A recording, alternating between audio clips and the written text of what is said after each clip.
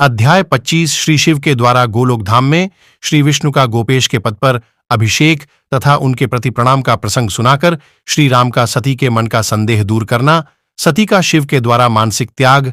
श्री राम बोले, देवी, प्राचीन काल में एक समय परम सृष्टा भगवान शंभु ने अपने परात्पर धाम में विश्वकर्मा को बुलाकर उनके द्वारा अपनी गौशाला में एक रमणीय भवन बनवाया, जो बहुत ही विस्तृत था। उसमें एक श्रेष्ठ सिंहासन का भी निर्माण कराया। उस सिंहासन पर भगवान शंकर ने विश्वकर्मा द्वारा एक छत्र बनवाया, जो बहुत ही दिव्य, सदा के लिए अद्भुत और परम उत्तम था। तत्पश्चात उन्होंने सब ओर से इंद्र आदि देवगणों, सिद्धों, गंधर्वों, नागादिकों तथा संपूर्ण उपदेवों को भी शीघ्र वहां बुलवाया।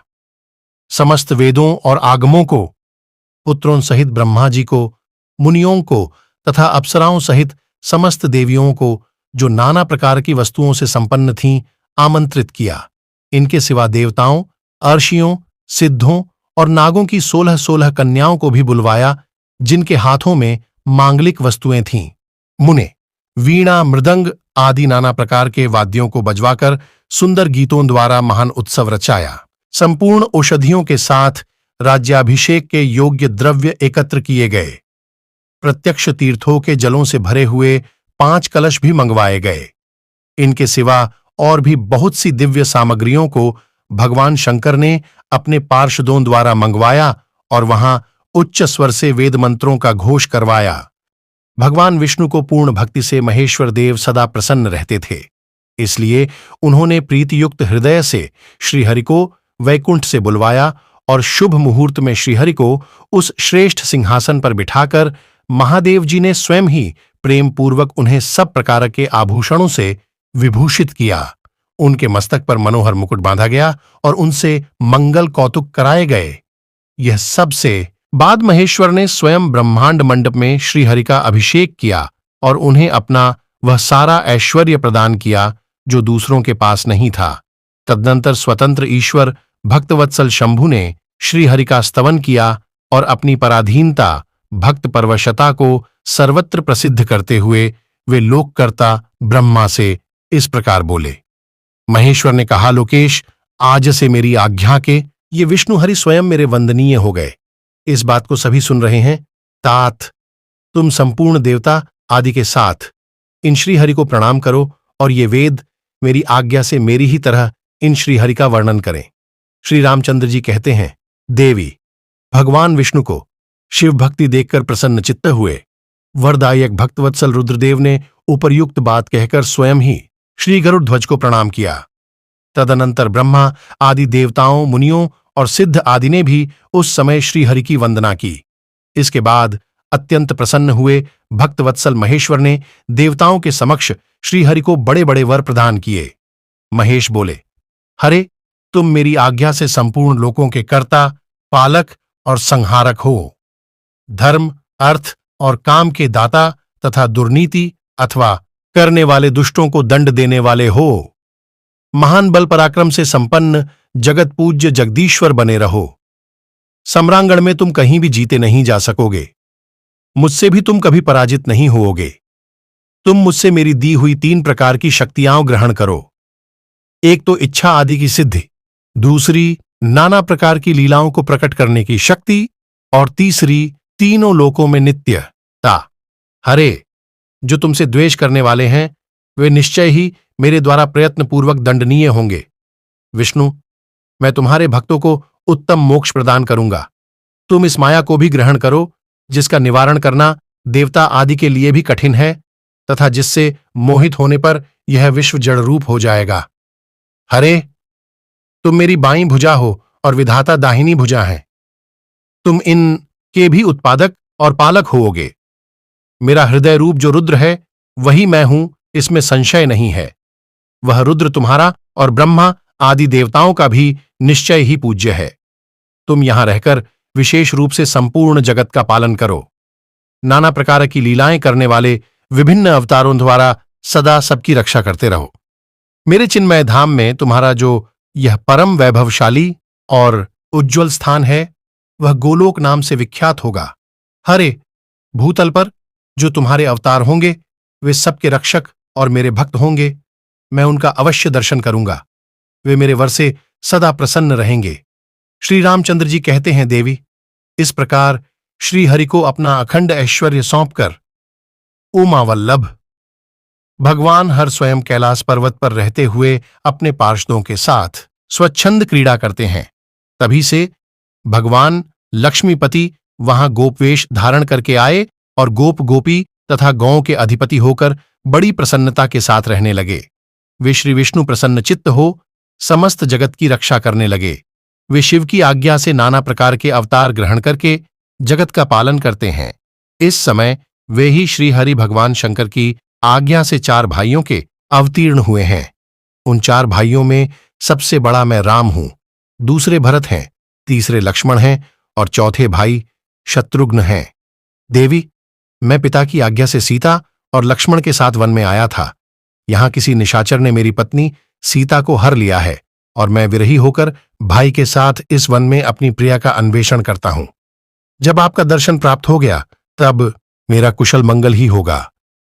मां सती, आपकी कृपा से ऐसा होने में कोई संदेह नहीं है। देवी, निश्चय ही आपकी ओर से मुझे सीता की प्राप्ति विषयक वर प्राप्त होगा। आपके अनुग्रह से उस दुख देने वाले पापी राक्षस को मारकर मैं सीता को अवश्य प्राप्त करूंगा। आज मेरा महान सौभाग्य जो आप दोनों ने मुझ पर कृपा की, जिस पर आप दोनों दयालु हो जाएं, वह पुरुष धन्य और श्रेष्ठ है। इस प्रकार बहुत सी बातें कहकर कल्याणमयी सती देवी को प्रणाम करके रघुकुल शिरोमणि श्रीराम उनकी आज्ञा से उस वन में विचरने लगे। पवित्र हृदय वाले श्रीराम की यह बात सुनकर सती मन ही मन शिव भक्तिपरायण रघुनाथ रघुकुल शिरोमणि श्रीराम उनकी आज्ञा से उस वन में विचरने लगे। पवित्र हृदय वाले श्रीराम की यह बात सुनकर सती मन ही मन शिव भक्तिपरायण रघुनाथ जी की प्रशंसा करती हुई बहुत प्रसन्न हुई, पर अपने कर्म को याद करके उनके मन में बड़ा शोक हुआ। उनकी अंगकांति फीकी पड़ गई। वे उदास होकर शिव जी के पास लौटीं।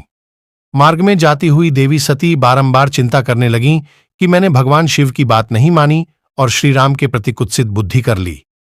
अब शंकर जी के पास जाकर उन्हें क्या उत्तर देंगी, इस प्रकार बारंबार विचार करके उन्हें उस समय बड़ा पश्चात्ताप हुआ। शिव के समीप जाकर सती ने उन्हें मन ही मन प्रणाम किया।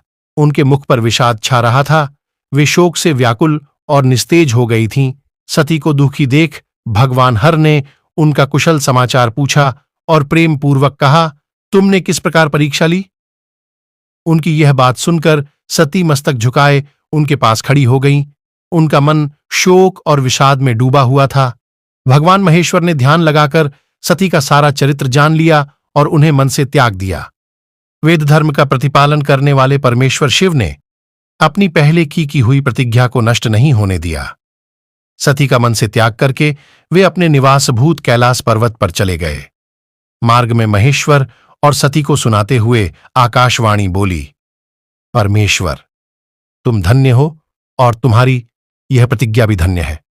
तीनों लोकों में तुम्हारे जैसा महिमयोगी और महाप्रभु दूसरा कोई नहीं है। वह आकाशवाणी सुनकर देवी सती की कांति फीकी पड़ गई। उन्होंने भगवान शिव से पूछा, नाथ, मेरे परमेश्वर, आपने कौन सी प्रतिज्ञा की है, बताइए।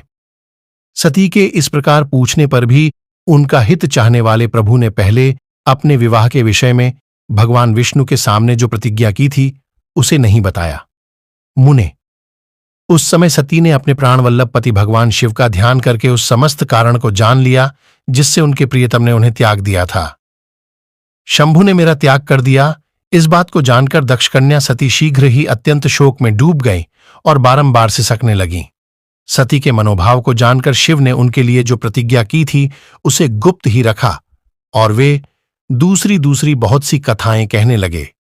नाना प्रकार की कथाएं कहते हुए वे सती के साथ कैलाश पर जा पहुंचे और श्रेष्ठ आसन पर स्थित हो चित्तवृत्तियों के निरोध पूर्वक समाधि लगा अपने स्वरूप का ध्यान करने लगे। सती मन में अत्यंत विषाद ले अपने उस धाम में रहने लगीं। मुने, शिवा और शिव के उस चरित्र को कोई नहीं जानता था। महामुने स्वेच्छा से शरीर धारण करके लोकलीला का अनुसरण करने वाले उन दोनों प्रभुओं का इस प्रकार वहां रहते हुए दीर्घकाल व्यतीत हो गया। तत्पश्चात उत्तम लीला करने वाले महादेव जी ने ध्यान तोड़ा। यह जानकर जगदम्बा सती वहां आईं और उन्होंने व्यथित हृदय से शिव के चरणों में प्रणाम किया। उदारचेता शंभू ने उन्हें अपने सामने बैठने के लिए आसन दिया और बड़े प्रेम से बहुत सी मनोरम कथाएं कहीं। उन्होंने वैसी ही लीला करके सती के शोक को तत्काल दूर कर दिया। वे पूर्ववत सुखी हो गईं। फिर भी शिव ने अपनी प्रतिज्ञा को नहीं छोड़ा। तात परमेश्वर शिव के विषय में यह कोई आश्चर्य की बात नहीं समझनी चाहिए। मुनि लोग शिवा और शिव की ऐसी ही कथा कहते हैं। कुछ मनुष्य उन दोनों में वियोग मानते हैं, परंतु उनमें वियोग कैसे संभव है? शिवा और शिव के चरित्र को वास्तविक रूप से कौन जानता है? वे दोनों सदा अपनी इच्छा से खेलते और भांति भांति की लीलाएं करते हैं। सती और शिववाणी और अर्थ की भांति एक दूसरे से नित्य संयुक्त हैं। उन दोनों में वियोग होना असंभव है। उनकी इच्छा से ही उनमें लीला वियोग हो सकता है। ओम नमः शिवाय।